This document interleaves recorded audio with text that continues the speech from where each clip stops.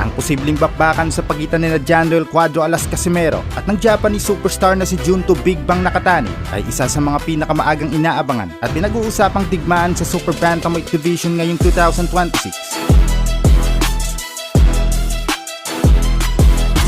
Matapos pabagsakin ni Casimero si Luis Nery sa loob lamang ng 4 na round, umingay ang panawagan ng mga boxing fans sa Japan na si Nakatani ang sumubok at magpapatahimik sa maugong na boksingero ng Pilipinas. Narito ang komprehensibong fighter comparison at buong detalye patungkol sa potensyal na mega fight na ito. 5 talo para kay Cuadro Alas at 1 talo lamang ang meron si Nakatani. 9 na taon ang agwat ng kanilang edad. Mas mahaba ang galamay at mas matangkad ng 4 na pulgada ang Japanese boxer. Mas mataas din ang knockout ratio nito. At kanan kontra sa kaliweting puwersa ng kamao.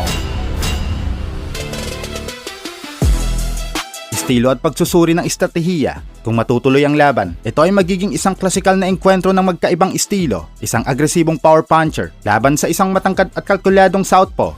Jandrel Casimero, malatigring pagsugod. Kilala si Casimero sa kanyang pambihirang lakas sa magkabilang kamay, psychological warfare, at kakaibang estilo na mahirap basahin. Ang kanyang huling panalo kay Luis Nery ay nagpapatunay na mapanganib pa rin ang kanyang lakas kahit umaabante na ang kanyang edad.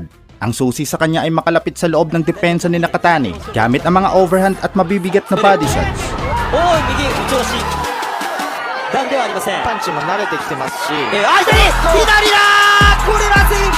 Junto Nakatani, ang technical na higante. Si Nakatani ay may napakalaking bintay sa taas na 5'8 at haba ng galamay na 68.5 inches. Galing man sa kanyang kauna-unahang pagkatalo laban sa undisputed champion na si Naoya Inoue noong May 2026, nananatili siyang isa sa pinakamahusay na pound-for-pound fighters. Gagamitin ni Nakatani ang kanyang malayong jab at uppercuts upang pigilan ang pagsugod ni Casimero.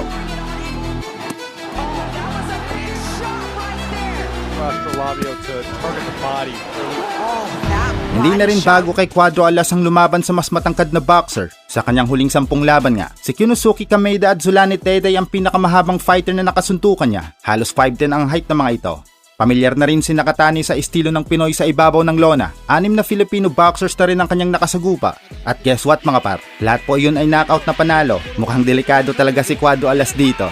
Bakit mainit ang laban na ito? Matagal nang hinahabol ni Casimero si Naoya Inoue. Ngunit dahil puno ang schedule ni Inoue at sa sunod na taon pang balak lumaban ito, ang pagharap kay Nakatani ang pinakamalaking stepping stone. Si Nakatani ang perpektong boksingero na may sapat na galing upang bigyan ng leksyon ng maingay na Pilipino. Sadyang maangas lang talaga ang karakter ng isang Cuadro Alas. Makikita mo yan sa social media kahit sa aktwal na laban mismo. Pero mabait at matulungin ito sa kanyang kababayan. Dako na tayo sa issue sa timbang at disiplina. Isa sa mga naging mansa sa karera ni Casimero ay ang kanyang nakaraang issue sa paghuha ng timbang at ang pansamantalang suspension niya sa Japan noon.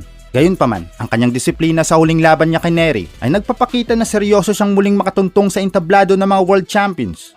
Kailan posible mangyari ang laban? Kasalukuyang nagpapagaling si Nakatani mula sa tinamong pinsala sa muka. Matapos ang bakbakan nila ni Inoue, inaasahang bago matapos ang taong 2026 o sa unang bahagi ng 2027 ay maaari ng plansahin na magkabilang kampo ang laban kung kikilos at papayag ang kanilang mga promoter. Mga boxing fans, gusto nyo bang matuloy ang bakbakang Jandrel Cuadro Alas Casimero versus Junto Nakatani? Ang sagot dyan ay depende. Pero syempre oo, gusto nating mapanood muli ang angas ng Pinas na makikipagsuntukan sa magaling na kalaban. Abangan natin ang bakbakan na yan.